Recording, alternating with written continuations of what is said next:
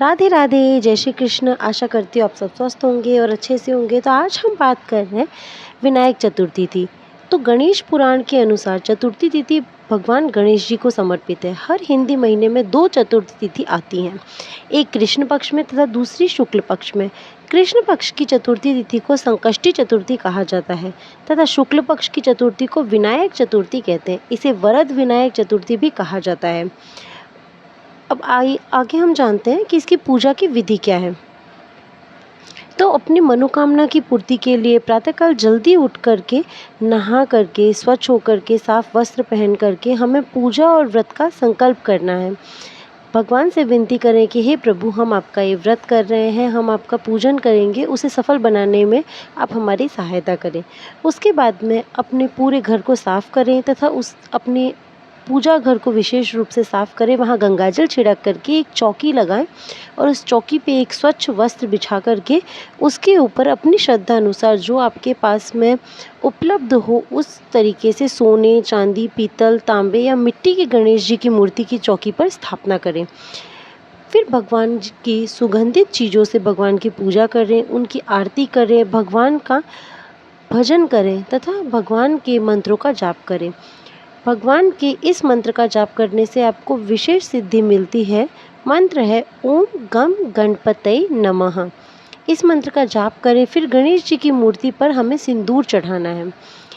उसके बाद में गणेश जी को 21 दूर्वा चढ़ाएं, फिर लड्डुओं का भोग लगाएं। इसके बाद ब्राह्मण को भोजन करा करके दक्षिणा दें और संध्या काल में गणेश जी की पुनः पूजा करें, आरती करें और बाद में स्वयं भोजन ग्रहण करें। अब गणेश चतुर्थी करने का महत्व क्या है, क्यों कोई भी व्यक्ति गणेश चतुर्थी के इस व्रत को करेगा?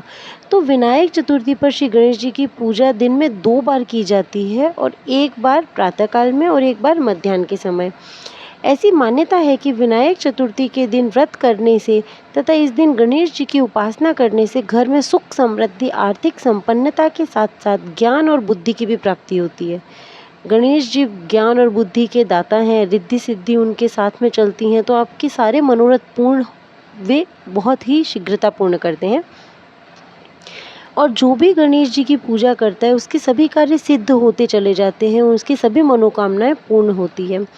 किंतु ध्यान देना है हमें कि विनायक चतुर्थी पर चंद्रमा की पूजा नहीं करनी चाहिए, क्योंकि इसी दिन गणेश जी ने चंद्रमा को श्राप दिया था तथा जो भी इस दिन चंद्रदेव के दर्शन करता है चतुर्थी के दिन उसे कलंक लगता है। अतः इस दिन चंद्रदेव के दर्शन जो है वो निषेध होते हैं। तो इस दिन चंद्रमा को अर्घ्य नहीं दिया जाता, केवल गणेश जी की पूजा करी जाती है और उसके बाद में भोजन ग्रहण किया जाता है।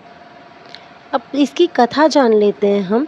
तो श्री गणेश चतुर्थी व्रत की पौराणिक कथा के अनुसार एक समय भगवान शिव तथा माता पार्वती नर्मदा नदी के किनारे बैठे थे। वहाँ माता पार्वती ने भगवान शिव से समय व्यतीत करने के लिए चौपड़ खेलने को कहा। शिव पार्वती चौपड़ खेलने के लिए तैयार हुए, परंतु इस खेल में हार जीत का फैसला कौन करेगा, यह प्रश्न उनके समक्ष उठा।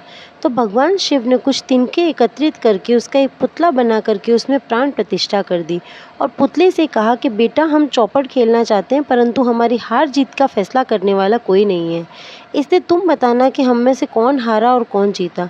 इसके बाद भगवान शिव और माता पार्वती का चौपड़ का खेल प्रारंभ हो गया। यह खेल 3 बार खेला गया और संयोग से तीनों बार ही माता पार्वती जीत गई। खेल समाप्त होने के बाद उस बालक से हार जीत का फैसला करने को कहा, तो उस बालक ने महादेव को विजयी बताया। यह सुनकर के माता पार्वती क्रोधित हो गई और क्रोध में उन्होंने बालक को लंगड़ा होने, कीचड़ में पड़े रहने का श्राप दे दिया। बालक ने माता पार्वती से माफ़ी मांगी और कहा कि मुझसे यह अज्ञानतावश हुआ है, मैंने किसी द्वेष भाव से ऐसा नहीं किया। बालक द्वारा बार बार क्षमा मांगने पर माता ने कहा कि यहाँ गणेश पूजन के लिए नाग कन्याएं आएंगी, उनके कहे अनुसार तुम गणेश जी का व्रत करो, ऐसा करने से तुम्हें मुझे प्राप्त करोगे। और यह कहकर माता पार्वती शिव के साथ कैलाश पर्वत पर चली गई। 1 वर्ष के बाद उस स्थान पर नाग कन्याएं आई। तब नाग कन्याओं से श्री गणेश जी के व्रत की विधि मालूम करने पर उस बालक ने 21 दिन तक लगातार गणेश जी का व्रत किया।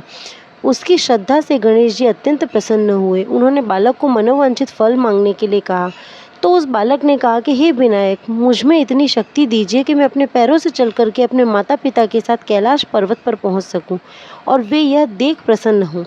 तब बालक को वरदान देकर के श्री गणेश जी वहाँ से अंतर्ध्यान हो गए। इसके बाद बालक कैलाश पर्वत पहुँच गया और कैलाश पर्वत पर पहुँचने के बाद उसने अपनी कथा भगवान शिव को कह सुनाई।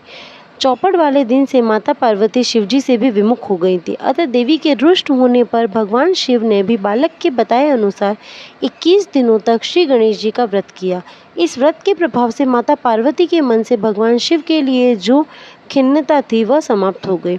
तब यह व्रत विधि भगवान शंकर ने माता पार्वती को बताई। यह सुनकर के माता पार्वती के मन में भी अपने पुत्र कार्तिकेय से मिलने की इच्छा जागृत हुई। तब माता पार्वती ने भी 21 दिन तक श्री गणेश जी का व्रत किया। दूर्वा, फूल और लड्डुओं से गणेश जी का पूजन किया। व्रत के 21वें दिन कार्तिकेय स्वयं माता पार्वती से मिलने आ पहुँचे और उस दिन से श्री गणेश चतुर्थी का यह व्रत समस्त मनोकामनाओं की पूर्ति करने वाला व्रत माना जाता है। इस व्रत को करने से मनुष्य के सारे कष्ट दूर होकर के मनुष्य को समस्त सुख सुविधाएं प्राप्त होती है। वीडियो अच्छी लगी हो तो चैनल को लाइक, शेयर एंड सब्सक्राइब करना ना भूलें और कमेंट करके बताएं आपको और कौन से वीडियो देखने हैं। मेरे साथ कहिए राधे राधे।